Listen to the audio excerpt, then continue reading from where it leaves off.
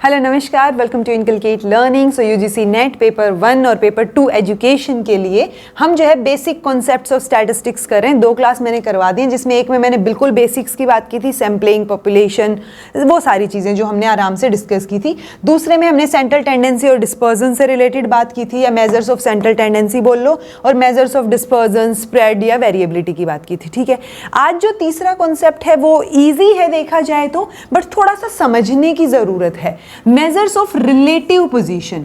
Relative position से ही आपको समझ आ रहा है कि आपको कोई इंफॉर्मेशन, कोई डाटा दे रखा है, प्रोवाइड कर रखा है, और रिलेटिवली आपको कोई बात बतानी है। सो इसमें वैसे तो बहुत सारी चीज़ें आ जाएंगी। अगर हम फुल कॉन्सेप्ट में जाते हैं तो जो मैंने आपको Z score, T score, S score, C score सब करवा रखा है। अगर आप डिटेल्ड वीडियोज़ देखेंगे जो अपनी बेस्ट स्टैट की वीडियोज़ हैं एजुकेशन और साइकोलॉजी के लिए, लेकिन क्योंकि हम पेपर 1 और पेपर 2 के लिए कर रहे हैं फिलहाल की बात, तो मैं बिल्कुल एग्जाम ओरिएंटेड चीज़ें आपको बताऊंगी, जिसके लिए आपको 2 जो हैं फॉर्मूलाज याद रखने हैं, और उसी से रिलेटेड जो क्वेश्चंस आए हुए हैं पहले किस तरीके के, वो हम प्रैक्टिस करके देखेंगे। ठीक है जी।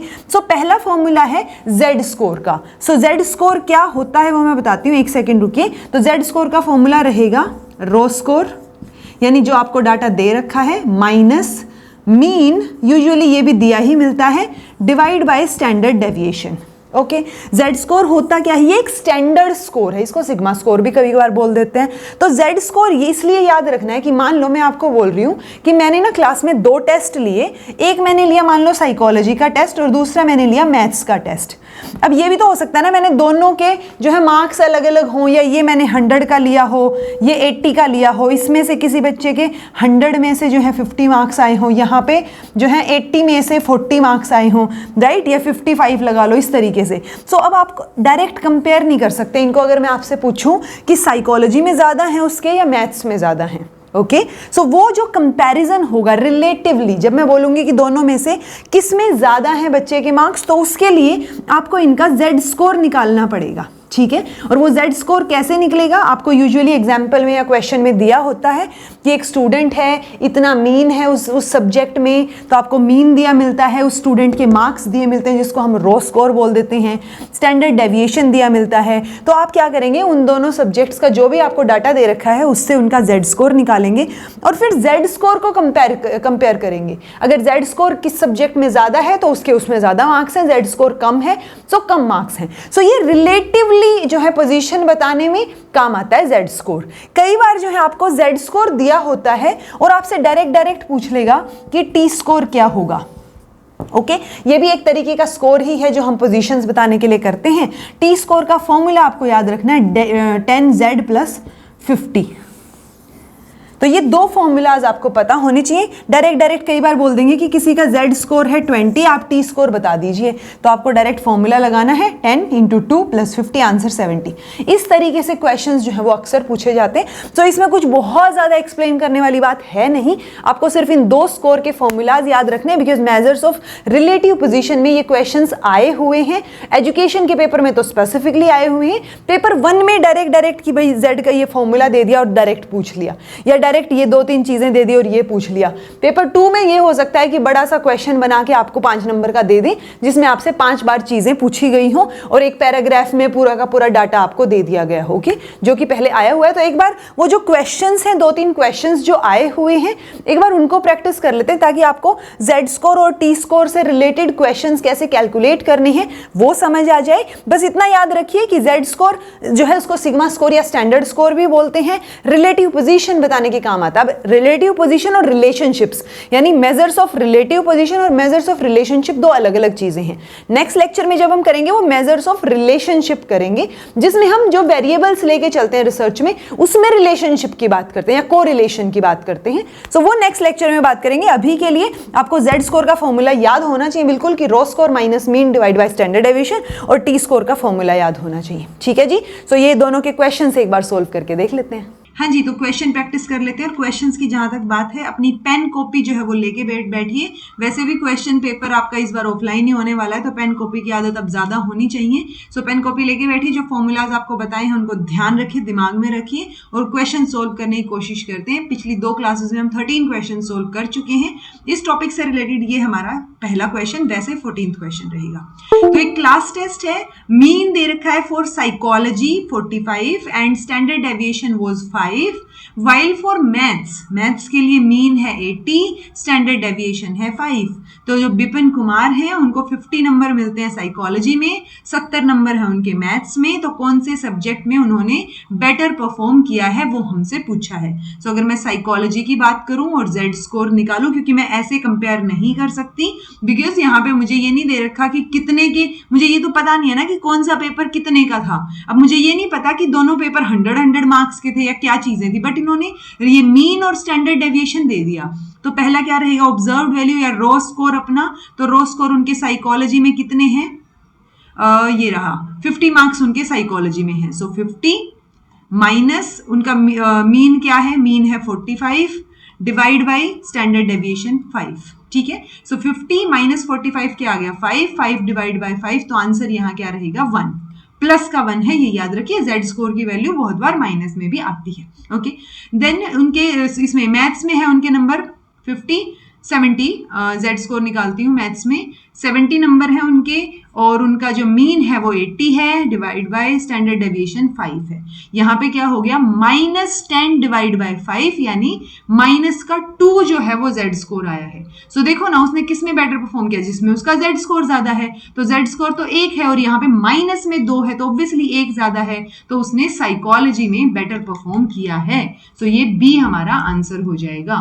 तो आपको ये फॉर्मूला याद रखना है जेड स्कोर का, कि आपका जो रो स्कोर है या जो स्कोर या ऑब्जर्व वैल्यू आपको दे रखी है माइनस मीन, या इसको यूजुअली ऐसे करते हैं, raw score minus mean divide by standard deviation.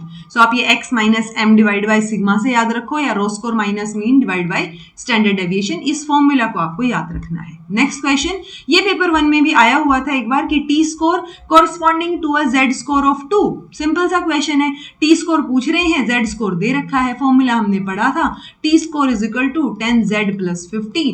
Z की वैल्यू जब दे रखी है 2 प्लस 50, तो ये क्या आ गया 10 दूनी 20 प्लस 50 70, उत्तर आ गया जी 70। सिंपल, ठीक है। इसीलिए मैं कह रही हूँ कि रिलेटिव पोजीशन से रिलेटेड और किसी चीज से रिलेटेड क्वेश्चन नहीं आते, इन 2 फॉर्मूलाज के अराउंड आपके क्वेश्चंस रिवॉल्व करेंगे। ये पेपर 2 में आया हुआ है एजुकेशन में, ये देखो 96 से 100 तक वाले क्वेश्चंस थे ये, तो मैंने यहाँ पे चेंज नहीं किया, शायद कट आउट करना मैं भूल गई होंगी, बट ये क्वेश्चन आया हुआ है पेपर में। सो ये हो सकता है पेपर 1 में भी इसी में से कुछ करके, इसी फॉर्मूला में से पूछ लिया जाए। तो देखो इन्होंने इससे रिलेटेड 4-5 क्वेश्चंस दिए हैं। देखो 9th स्टैंडर्ड है, 50 बच्चे हैं, टीचर ने एक टेस्ट लिया है अचीवमेंट मेजर करने के लिए, किसमें, फिजिक्स और केमिस्ट्री में रिस्पेक्टिवली। ठीक है, मीन और स्टैंडर्ड डेविएशन जो है क्लास का फिजिक्स में 50 एंड 20। तो इन्होंने फिजिक्स में दे दिया है, इन्होंने मीन कितना है 50 है, देखो यहाँ भी लिख रखा है मीन 50 है और आपका स्टैंडर्ड डेविएशन 20 है। मीन और स्टैंडर्ड डेविएशन आपका केमिस्ट्री में 20 और 5 है।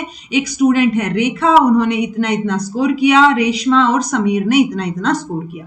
अब हमसे क्वेश्चन पूछ रहे हैं, ये बोल रहे हैं who had the best mean score on both the test. तो दोनों टेस्ट के ऊपर बेस्ट मीन स्कोर किसका आया है वो हमसे पूछा है। ओके, सो हमें क्या करना पड़ेगा, हमें इन सब का जेड स्कोर निकालना पड़ेगा। यानी जेड स्कोर की कितनी वैल्यू निकलेंगी, 1 2 3 4 5 और 6 निकलेंगी, क्योंकि 6 रो स्कोर है मेरे पास। तो 30 माइनस आपका mean 50 divide by standard deviation. Same यहाँ पे 56 माइनस 50 डिवाइड बाय 20, 46 माइनस 20 ना माइनस 50 डिवाइड बाय 20। देन यहाँ पे इसका निकालेंगे तो ये क्या आएगा 26 minus 20 divide by 5, 22.5 minus 20 divide by 5 and again 19 minus 20 divide by 5। ठीक है, सो इस तरीके से आपको इसके वो निकालने हैं, क्या निकालने हैं, रो स्कोर, सॉरी रो स्कोर हमें दे रखा है, जेड स्कोर निकालने हैं। तो एक बार देखें, तो जेड स्कोर की वैल्यू हमें निकालनी है, ये फॉर्मूला है, ये मेरे पास डाटा है, ये रहे जेड स्कोर।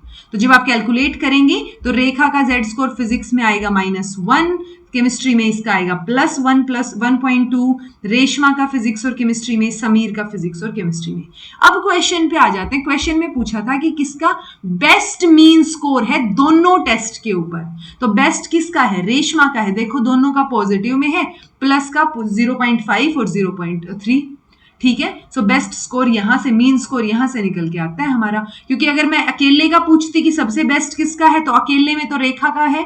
केमिस्ट्री में प्लस का 1.2 है, सबसे ज्यादा है, राइट। लेकिन प्लस जब मैं करूंगी, इन सबको मीन निकालूंगी, तो मेरा इन दोनों का दोनों ही सब्जेक्ट में सबसे बढ़िया स्कोर रेशमा का है। तो उत्तर मेरा रेशमा हो जाएगा जी। ठीक है, नेक्स्ट क्वेश्चन है who had the best score on either test. तो कौन से भी टेस्ट में बेस्ट स्कोर किसका है? ये मेरे स्कोर्स आए थे, तो सबसे ज्यादा स्कोर है +1.2, और तो है नहीं, बाकी ये तीनों तो माइनस में है, ये प्लस के। तो सबसे ज्यादा किसका हो गया? 1.2।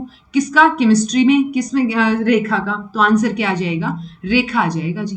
ठीक है, ये कैलकुलेट करके देख लेना कि ये -1 + 1.2 ये आएंगे या मैंने ऐसे ही निकाल दिए। ओके, इसीलिए मैंने दोबारा नहीं कैलकुलेट किया यहाँ पे माइनस करके, इजी सी चीज है। देन है who had the poorest score on either test. तो दोनों में से किसी भी टेस्ट पे सबसे खराब स्कोर किसका है? तो सबसे खराब किसका है? ये है -1। यही है ना, ये तो प्लस में है, तीनों अच्छे हैं। देन ये 0.02 और ये 0.2 और 0.2 है दोनों के दोनों, और ये -1 है। तो सबसे खराब स्कोर भी रेखा का है, और सबसे बढ़िया स्कोर अगर मैं देखूं तो वो केमिस्ट्री में रेखा का है। Okay, who had the most consistent score on both the test. तो दोनों पे ही कंसिस्टेंट, यानी दोनों पे ही अच्छा स्कोर है और बराबर सा है। तो कंसिस्टेंट और मोस्ट कंसिस्टेंट तो किसका है? अच्छा तो नहीं है वैसे, ये है मोस्ट कंसिस्टेंट, तो समीर का है। यानी सेम ही है ना, अच्छे बुरे की तो पूछी नहीं इन्होंने, मोस्ट कंसिस्टेंट पूछा, तो मोस्ट कंसिस्टेंट इज लाइक दोनों का बराबर ही है। अगर ये सेम नहीं होता तो जिनमें कम डिफरेंस होता हम उसको ले लेते कि भाई कंसिस्टेंट ही है, चलो कि इस एक में 0.3 है और एक में 0.5 है। बट यहाँ तो एग्जैक्ट 0.2 है, भले ही माइनस का हो पर कंसिस्टेंट तो है, खराब हो चाहे, राइट। देन पूछा है who had the least consistent, यानी एक में तो बहुत अच्छा है, एक में बहुत बुरा है। तो ये तो किसका था? रेखा का है हमारे पास। एक में तो -1 है और एक में +1.2 है, राइट। तो अगेन रेखा आंसर हो जाएगी। तो इस तरीके से आपको जब आप रिलेटिवली पोजीशन को कंपेयर करते हो तो आप Z स्कोर का इस्तेमाल करते हो, क्योंकि Z स्कोर एक स्टैंडर्ड स्कोर की तरह निकल के आता है, जिसको हम कैसे कैलकुलेट करेंगे? Raw score minus mean divide by standard deviation. ठीक है जी। सो ये था हमारा रिलेटिव पोजीशन से रिलेटेड 2 फॉर्मूलाज हैं, सिंपल से फॉर्मूलाज हैं। ये T स्कोर को Z स्कोर में कैसे कन्वर्ट करना है, या Z को T में कैसे कन्वर्ट करना है, ये भी तो आ सकता है। आपको T स्कोर दे दिया, Z निकालना है, तो ऑब्वियसली T -50 डिवाइड बाय 10 हो जाएगा, ये Z आ गया। ठीक है, सो वो चीज आपको पता होनी चाहिए। तो ये 2 फॉर्मूलाज आपको याद हो, एक T स्कोर का, एक Z स्कोर का। फिर भी कुछ समझ नहीं आया हो तो कमेंट करके पूछ लीजिएगा। This was all about today. Thank you so much for watching. Be happy, keep smiling, subscribe to Inculcate Learning because it is absolutely free, and be consistent in your efforts.